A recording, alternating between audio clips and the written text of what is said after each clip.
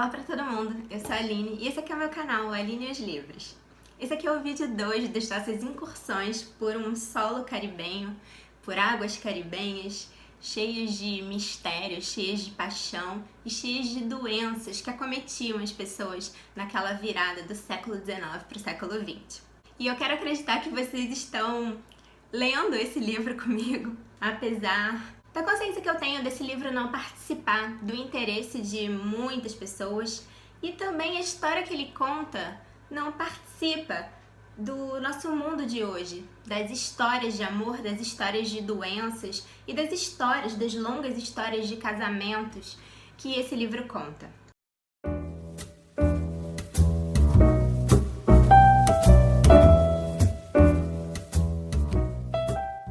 No primeiro capítulo, então, a gente ficou com todas aquelas histórias da vida, da grande vida que teve Juvenal Urbino, mas alguns elementos importantes eu deixei de propósito para esse vídeo, para não levar para vocês dois acontecimentos tão terríveis num vídeo só.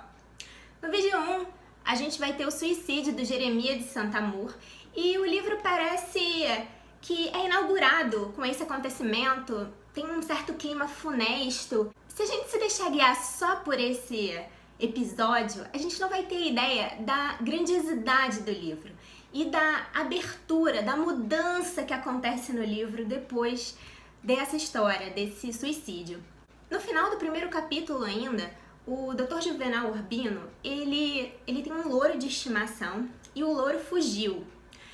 Procuraram pela casa toda, por toda a propriedade deles e não encontraram o louro em lugar nenhum.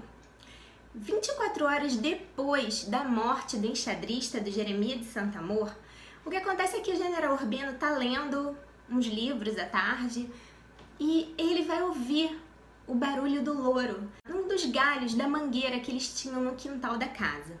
Ele já é um idoso de 81 anos e ele vai atrás do louro. Ele vai se vestir, vai pegar a sua bengala e vai subir em uma escada tentando alcançar o louro. E o que vai acontecer é que ele vai cair. Ele vai cair no chão, vai cair de costas, vai sofrer uma fratura da espinha dorsal e vai morrer. Ele vai começar a agonizar, as criadas, os empregados da casa vão correr na direção dele, mas só vai dar tempo da mulher dele, da Fermina Daza, se aproximar do lugar onde ele tá caído e ela vai dizer assim pra ele: só Deus sabe o quanto eu te amei. E esse casamento então vai terminar desse modo. A Fermina Daza vai ficar viúva e vai ter uma grande comoção na cidade, porque como eu vinha falando pra vocês, o Juvenal Urbino era um grande médico, um acadêmico, um político, a família dele era riquíssima, mas não só isso, não só por ser membro da aristocracia, mas ele foi um grande homem para aquela cidade. Ele fez muitas coisas importantes, ele foi responsável pela erradicação do cólera morbo, um tipo de cólera que era bastante comum naquela época ali, naquela região do Caribe. Interessante que ele vai estudar muito em Paris, ele vai voltar, ele vai fazer coisas muito importantes na história da cidade, vai realmente perturbar aquela velha escola de medicina, ele vai substituir a medicina romântica, que era, na verdade, professada muito mais do que praticada pelo pai dele. É interessante que ele vai fazer uma crítica aqui sobre como os médicos antes dele, como a velha tradição, a velha escola de medicina via as doenças e via a própria higiene como se não fosse uma causa dos problemas que acometiam a cidade. Então ele incomodou as autoridades para que os esgotos fossem fechados, para que eles realmente afastassem da cidade as áreas onde o lixo deveria ser jogado. Então esse Urbino, ele foi um cara que pensou muito sobre a vida urbana, sobre as cidades, sobre como as pessoas poderiam melhorar e como a medicina poderia servir melhor as pessoas na medida em que ajudasse a educar essas pessoas no sentido de uma higiene, de hábitos que eram muito estranhos, não apenas para as pessoas muito pobres, mas até mesmo para as pessoas que tinham muito dinheiro. Eram hábitos que ele trouxe dos estudos dele na Salpêtrière, que ele trouxe de vários lugares pela Europa, sobretudo de Paris e de Barcelona, onde ele estudou e se especializou.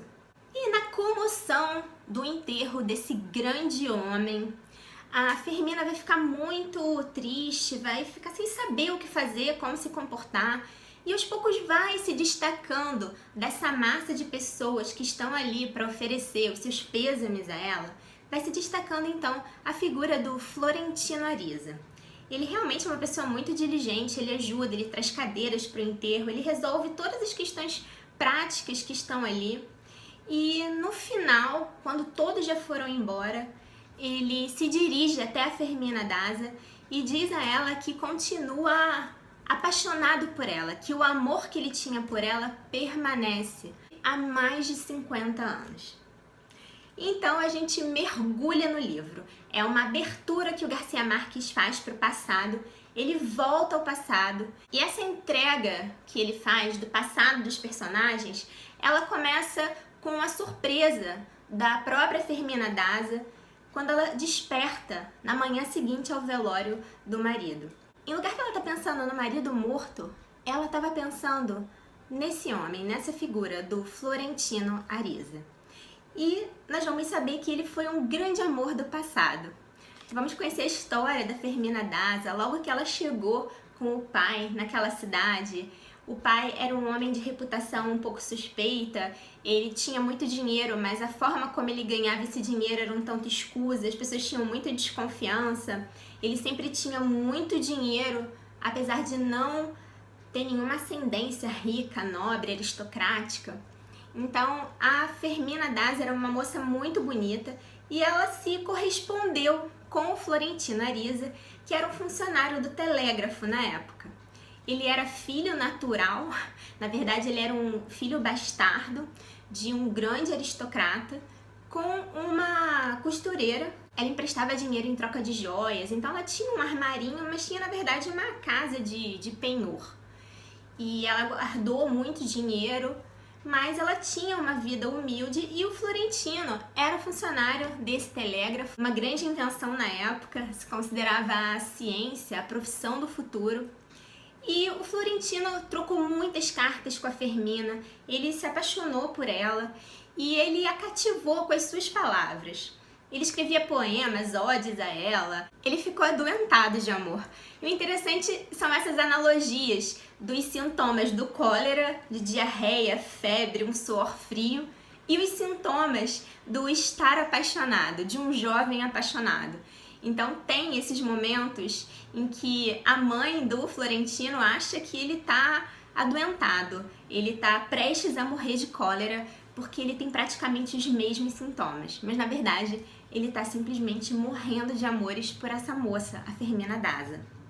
O pai, quando descobre, não gosta nada disso, afinal ele sonha para ela um destino aristocrático, ele sonha um futuro incrível ao lado de um homem que seja de uma classe abastada.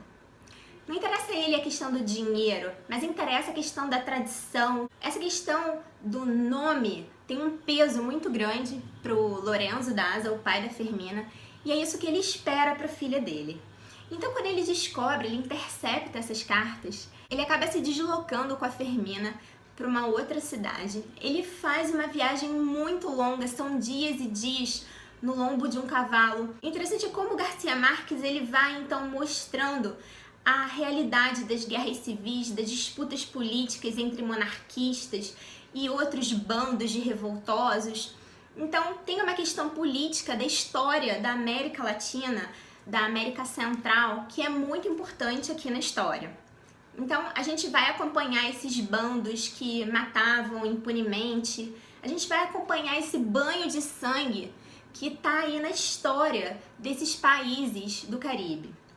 Então a gente vai conhecer a história da Fermina, passando por essas aventuras perigosíssimas e chegando até então uma casa, uma propriedade da família dela, a família do Lorenzo Daza, e lá ela vai conversar com a prima, vai contar o que ela está vivendo com o Florentino e essa prima vai ajudá-la com a troca de cartas. Então essa prima vai ser uma mediadora, a Hildebranda Sanches, e eles vão se corresponder, a Fermina e o Florentino, durante 2 anos e meio mais ou menos, até que a Fermina vai então poder voltar para casa. O pai dela, sem saber essa correspondência secreta mantida durante tanto tempo, ele vai achar que já é hora de voltar, que essa paixão já foi esquecida. Nós vamos conhecer também a história da Fábula do Galeão, que é a história de um grande navio que teria ido levar os tesouros da América Latina para a Espanha, e na verdade ele teria naufragado a uma determinada distância da costa. Então o Florentino acaba pagando a um menino que é um exímio mergulhador para que ele busque pérolas e resquícios dessas joias que estariam perdidas então ali no fundo do mar. E tem um misto desse realismo fantástico do Garcia Marques, nesse menino que sabia encantar os tubarões, que sabia mergulhar a centenas de metros de profundidade. Então tem aí histórias muito legais do imaginário das pessoas da época e que vão marcar a obra do Garcia Marques, sobretudo no 100 Anos de Solidão. Então tem uma magia aqui no livro dessas histórias misturadas com a realidade, com a crença das pessoas nessas habilidades sobre-humanas e nesses acontecimentos bem sobrenaturais, e que é muito interessante.